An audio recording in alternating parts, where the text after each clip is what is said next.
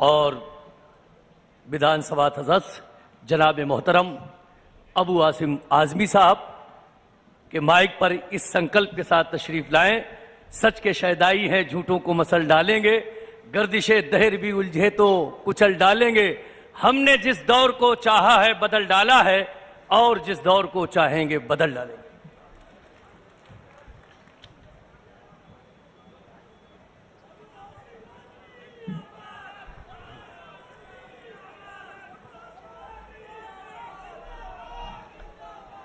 मोहतरम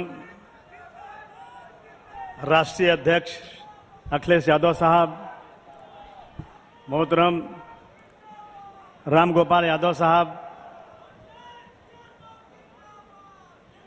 मोहतरमा डिम्पल साहिबा, जया बच्चन साहिबा,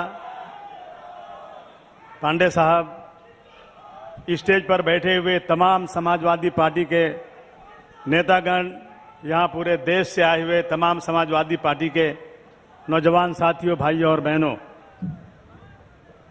कहते हैं न तेरा है न मेरा है, ये हिंदुस्तान सबका है।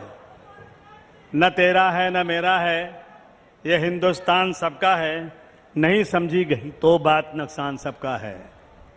जो सागर से जो नदियां मिल गई दिखलाई नहीं देती, महासागर बनाने में मगर एहसान सबका है। सबसे पहले मैं आदरणीय अखिलेश भाई को पुनः राष्ट्रीय अध्यक्ष पूरी मेजॉरिटी के साथ चुने जाने पर बहुत बहुत दिल की गहराइयों से मुबारकबाद पेश करना चाहता हूं। दोस्तों, आज राष्ट्रीय सम्मेलन में आए हुए तमाम साथियों का, खासतौर से मेरे साथ जो महाराष्ट्र से, मुंबई से बहुत सारे लोग आए हैं, इन सब का मैं बहुत बहुत अभिनंदन करता हूं और धन्यवाद करता हूं कि आप बहुत बड़ी ताकत से यहां आए। अल्लामा इकबाल ने एक शेर लिखा था, शायर मशरिक ने, कि सारे जहां से अच्छा हिंदुस्तान हमारा, हम बुलबुलें हैं इसके ये गुलसिता हमारा। इसका मतलब यह है कि हमारा हिंदुस्तान दुनिया में सबसे अच्छा है और ये वो गुलिस्तान है, ये वो बागीचा है जिसमें हर तरह के फूल खिलते हैं। उस फूल को खिलने का, उस फूल को खुशबू देने का सभी को अधिकार है। लेकिन मैं आज देख रहा हूं कि आज इस देश के अंदर कुछ लोग एक ही फूल को खिलाना चाहते हैं, बाकी फूलों को मसल देना चाहते हैं।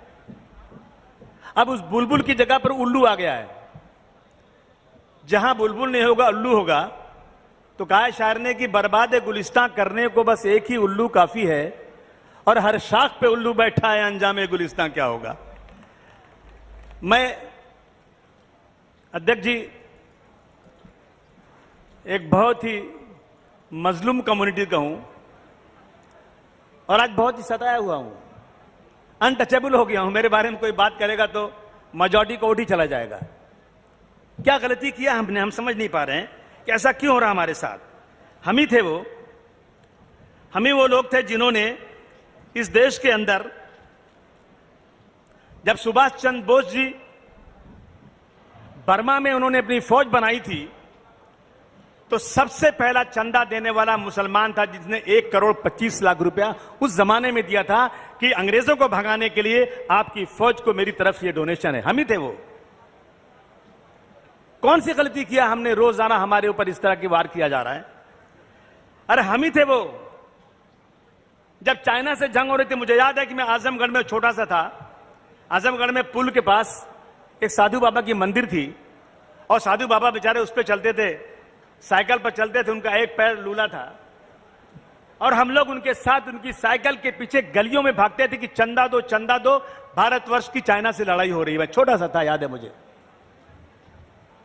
लेकिन हमने पढ़ा उसी वक्त हैदराबाद से उस्मान अली साहब ने प्रधानमंत्री को बुलाया, लाल बहादुर शास्त्री जी को कहा कि मेरी तरफ से इस देश को 6 टन सोना, दुनिया का सबसे बड़ा चंदा देने वाला उस्मान मुसलमान था जिसने भारतवर्ष को चाइना की लड़ाई के लिए मदद किया था, वो हम ही थे।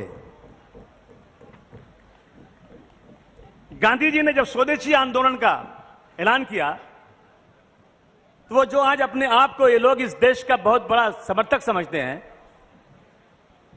उन लोगों ने जेल से चिट्ठी लिखा कि हमें छोड़ दो, हम गांधी जी के स्वदेशी आंदोलन का मटिया मेल कर देंगे। आज वो हमसे सर्टिफिकेट मांग रहे हैं। हम ही थे कि मुंबई में रहने वाला मेमन बिरादरी, देश में रहने वाले मुसलमान जिनके पास उस वक्त सनलाइट साबुन की एजेंसी, लाइफ बॉय साबुन की एजेंसी, मैनचेस्टर के कपड़े, मुगल लाइन के जहाज, बड़ी बड़ी कंपनियों की एजेंसियां, बर्मिंघम के कागज की एजेंसियां मुसलमानों के पास थीं। लेकिन जैसे गांधी जी ने ऐलान किया कि हमें देश में स्वदेशी आंदोलन चलाना है, विदेशी कंपनियों को बंद करना है, मुसलमानों ने एक एक कंपनियों को उसी वक्त उठा के एजेंसियां वापस कर दिया और वो दिन है आज का दिन है, मुसलमान गरीबी के नीचे आ गया। लेकिन आज क्या हमारे साथ हो रहा है? आज देखिए आप,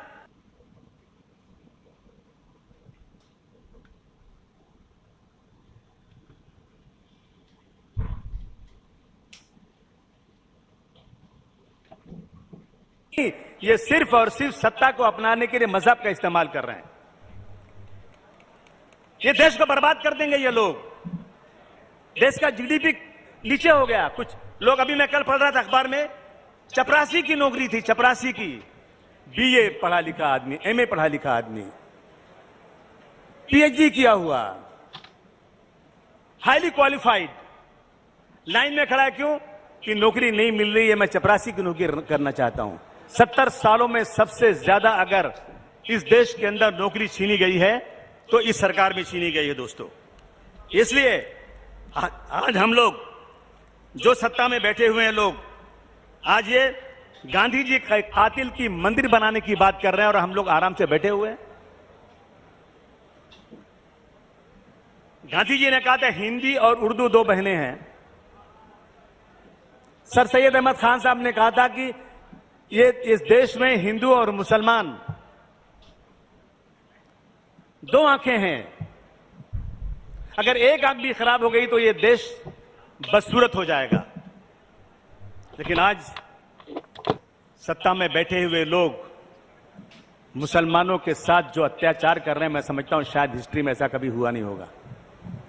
मैं गुजरात में जब दंगे हुए थे, मैं गया था।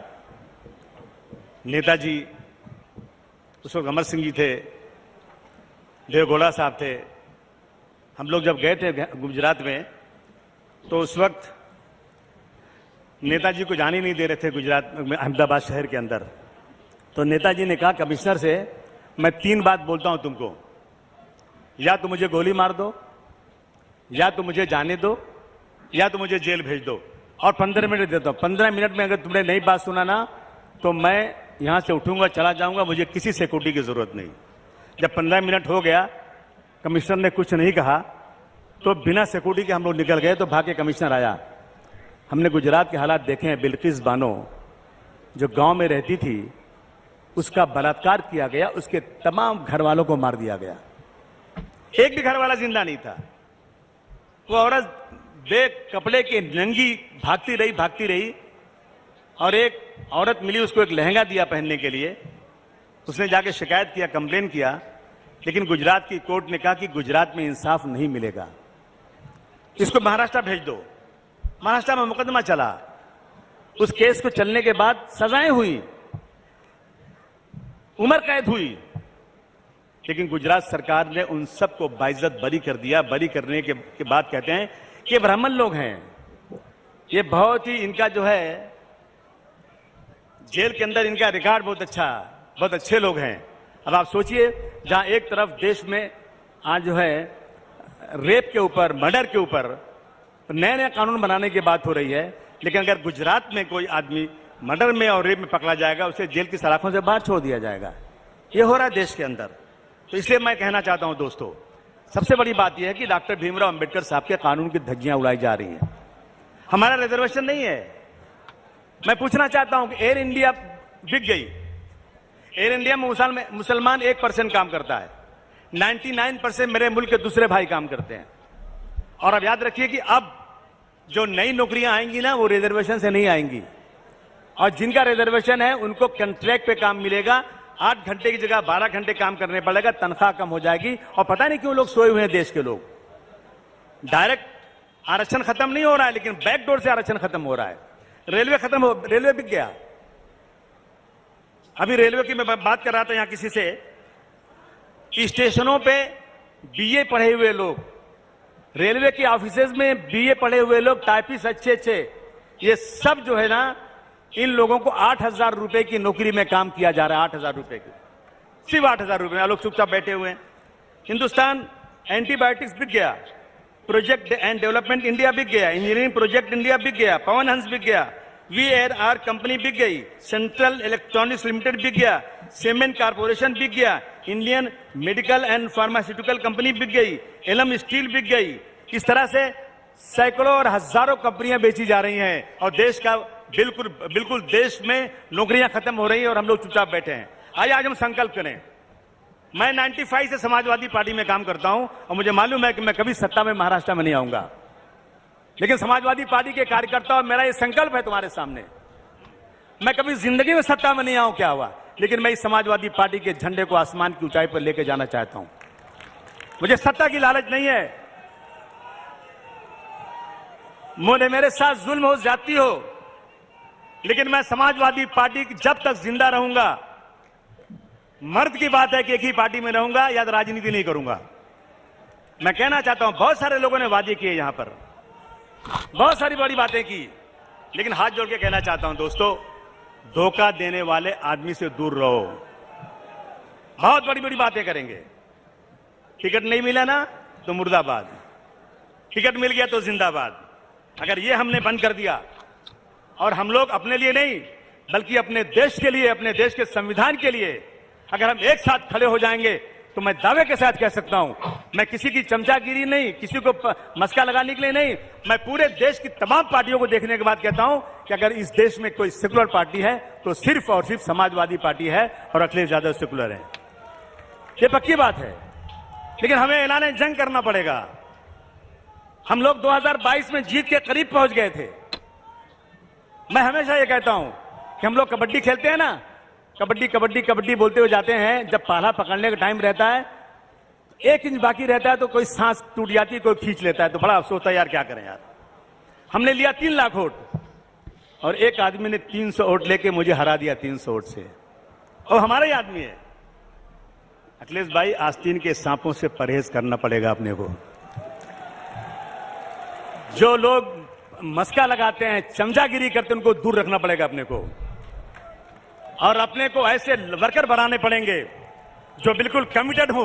आंधी या तूफान आए, नेताजी की तरह से, जिस तरह नेताजी बड़ी बड़ी आंधियों का रुख मोड़ दिया करते थे, वो कार्यकर्ता हमें चाहिए समाजवादी पार्टी का। आज दोस्तों कहते हैं माली से अदावत है पर शैदाए चमन हूं मैं, माली से अदावत है पर शैदाए चमन हूं मैं, सरकार का दुश्मन हूं पर वफादार वतन हूं मैं, सरकार का दुश्मन हूं पर वफादार वतन हूं। माली कभी रुतबे में चमन हो नहीं सकता, माली कभी रुतबे में चमन हो नहीं सकता, सरकार का मतलब तो वतन हो नहीं सकता।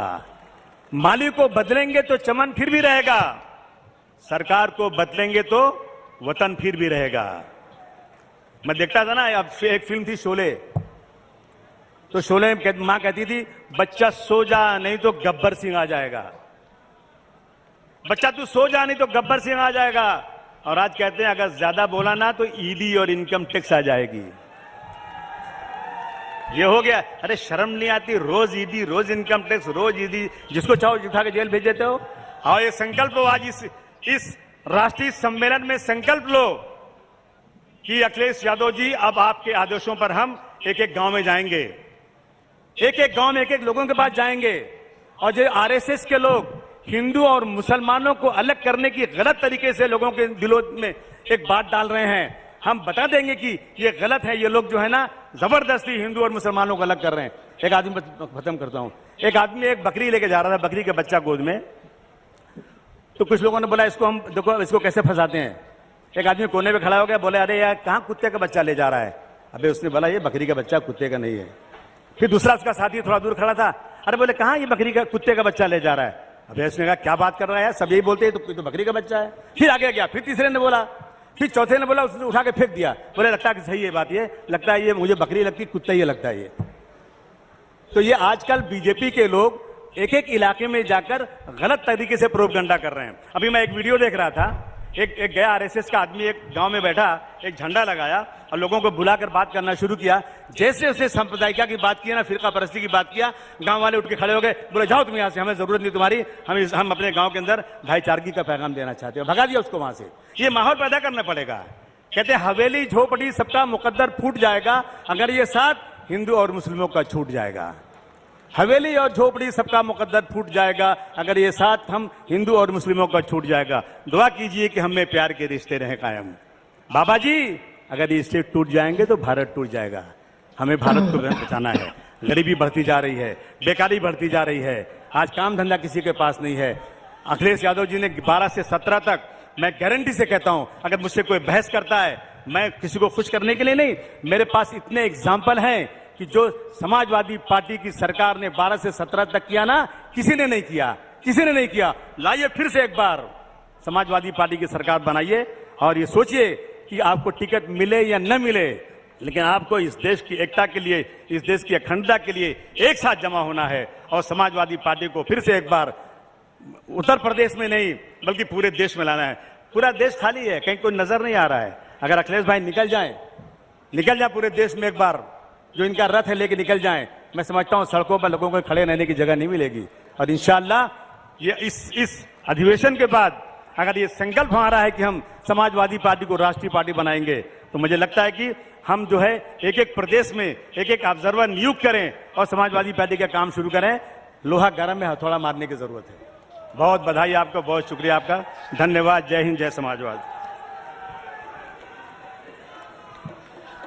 अब मैं